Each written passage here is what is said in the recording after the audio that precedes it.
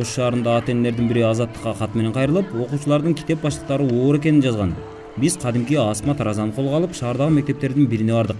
Алдыбыздан чыккан окуучулардын рюкзактарынын салмагын ченеп көрдүк.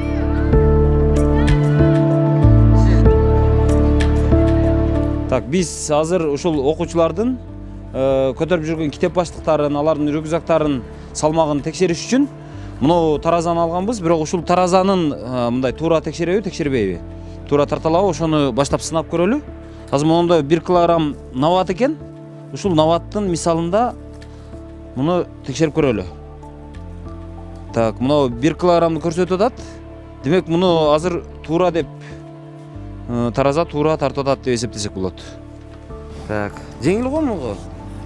Мен жеңилдетем да. 2 килограмм 400 грамм дейт. 3 килограммга жетпейт экен. Только керектүү китептерин салдыртам да. А то кээде сала алат бүт китептерин. Аны оор болуп жүрөт. Ошон үчүн А сиз ошого көңүл бурасыз? сөзсүз да, ана балага Сиз өзүңүз байкагансызбы ошону? байкаганмын да. Оор экенин. Мен өзүм көтөрүп келем сумкасын кээде. Ооба, анан кийин ошондуктан неге балам оор десем, карасам китептердин бүт салып алган экен да. Анан кийин бүгүн кайсы сабактар бар десем, анан кийин сабактарды айткандан кийин только ошо китептерди гана салдырдым да. Калган китептерди бүт үйгө калтырдым. Ошон үчүн эле жеңил болуп калды. А кээ бир балдар билбейт да. Бүт китептерин көтөрүп жүрүшөт. 5 килограмм, 4 килограмм болуп жүрөт. Ооба. А ден соолукка зыян да. Тем более өспүрүм балага. Силер канчанчы класста окуйсуңар? Сен 3-тө окуйсуң, а? Берчи сумкаңды тартып көрөйүн. Ойбой. Мына дээрлик 5 килограммдан 100 грамм ашык экен. Мына. Атың ким сенин? Сапар, э? Мына Сапар аттуу 3-чү класстын окуучусунуку. Ошо китеп баштыгы 5 килограмм экен. Сеникичи, сен атың ким? Раяна канчада окуйсуң? 2-чи класста, а? 2-чи класста окуган Раянанын сумкасы 3 килограмм 200 грамм экен. Ош шаардык билим берүү башкармалыгы окуучулар көтөргөн баштыктын салмагы көзөмөлдөнбөй турганын ачык айтышты. Шаардык билим берүү башкармалыгынын баш кадиси Бектурсун Көкөнов Кыргызстанда окуучулар көтөргөн баштыктын салмагына чек коюлбаганын билдирди. Эми ата энелер ошол көңүл бөлбөйт да. Окуучулар канча китеби бар болсо башталгычка расписание карабай ошончо китепти көтөрүп жүрө беришет. Өң расписание боюнча салып бере турган болсо алар 2 килограмм 3 килограммдан ашпайт. Анан кийин эми 1-2 класстарда балдардын салмагы 20 килограммдан ары ашат да. Өзү адам өзүнүн жарым салмагы деп туруп, армияда дагы бала 60 килограмм чыга турган болсо 30 килограмм салмакты көтөрүп алып 7 километр жүгүрөт. Жарым салмагын спокойно көтөрүп жүгүрүп жүрө алат да бала адам. Ошондой эле балдардыкы деле ошондой. Сөөк каткан учурдагы да. Эми сөөк каткан учурдагы, сөөк кателектеги учурда биз айтып атпайбызбы, ошо 3 килограммдан ашпаш керек. Максималдык китепти неметкенде деле. Эгерде андай килограмм эсептеп чыгара турган болгондо, анда министерстводон мындай деген нерсени кабыл алат эле да.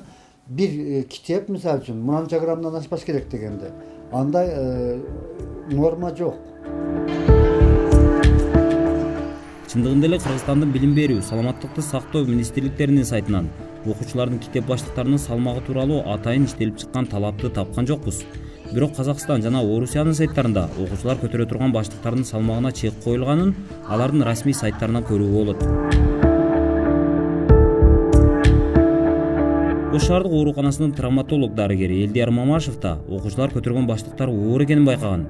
Үйдө өзүм кызым бар, 3-чү класс, балам бар, ал 5-чи класс. Анан ошо сумкаларына көз салып калдым. Сумкаларына көз салып, анан өзүм үйүмдө тараза менен алып өлчөсөм, кызымкы биринчи күнү алып барган расписание боюнча алып барганы 4 килограмм 4,5 килограмм чыгып калды. А баламкы 5,5. Жаш дарыгер жумуштан сырткары шаардагы спорттук залдардын биринде машыктыруучу болуп иштейт.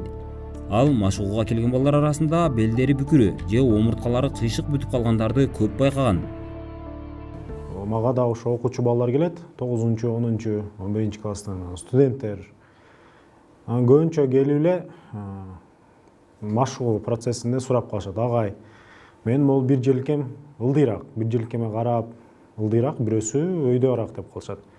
Анан чечиндирип, как врач сыяктуу караганында сколиоз деген биздин бир оорубуз бар. Ошол именно омурткалардын ооруларынын бири. Бул ошо омурткалар кадимкидей кыйшайып калат. Анан сразу эле аларга айтам, сенде сколиоз бар экен. Дарыгер Элдияр Мамашев жаштар арасындагы омуртка ооруларын окуучулук мезгилдеги оор баштыктардан көрөт. Биз оор нерсени көтөргөндө эмнеге түйшүк биринчиден бул биздин омурткаларыбызга. Анан сколиоз дегенде өзү көбүнчө ошол омуртканын жанындагы булчуңдар болот. Ошолор туура эмес равновесие болгондо же оор көбүнчө детский сколиоздо оор нерсени көтөргөндө оң жакка кыйшайышы мүмкүн. Биринчи биздин омурткаларыбыз же сол жакка кыйшайышы мүмкүн да. И любой медицинский сотрудник билет, что омурткалар сөзсүз бул нервный нервтерден турат, булчуңдардан турат, анан сөөктөрдөн турат. Анан ортосунда ошол специальный амортизационный способность үчүн дисктер бар. Алар амортизация кылып турат, бирок анын да өзүнүн ошол российский сайттарда, ошо Казакстан сайттарынан алгандыктан аларда изилдеп чыккан да. Эгер ошол нерседен ашыкча нагрузка берилген болсо, анда соответственно биздин позвоночник нагружаться этет, анан ошондон сколиоз пайда болот деп, ошон үчүн алардагы стандартты койгон. Окуучулар көтөргөн баштыктардын салмагына Кыргызстан чек койбогону менен Орусия жана Казакстандын билим берүү, саламаттык сактоо министрликтери балдар көтөрө турган салмактын чегин иштеп чыгып, расмий сайттарында жарыялашкан. Маселен, анда 1-2 класстын окуучуларынын баштыгы 1,5 килограммдан ашпоосу, 2-3 класстын окуучуларынын баштыгы 2 килограммдан ашпоосу, 5-6 класстагы окуучунун китеп баштыгы 3,5 килограммдан ашпоосу так көрсөтүлгөн. Кадыр Исаков, Азаттык, Ош.